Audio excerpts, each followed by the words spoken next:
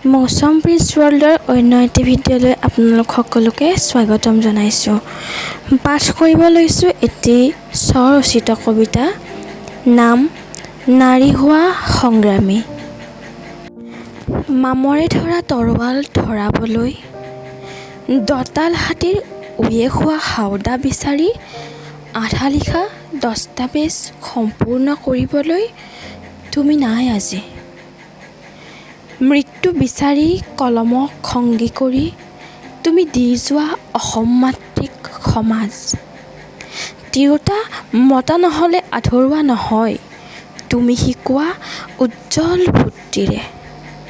তোমাৰ কপালৰ ৰঙা সেন্দুৰ চাই বিধৱা নাৰীয়ে শক্তি পায়। হায়, তুমি আজি নাই।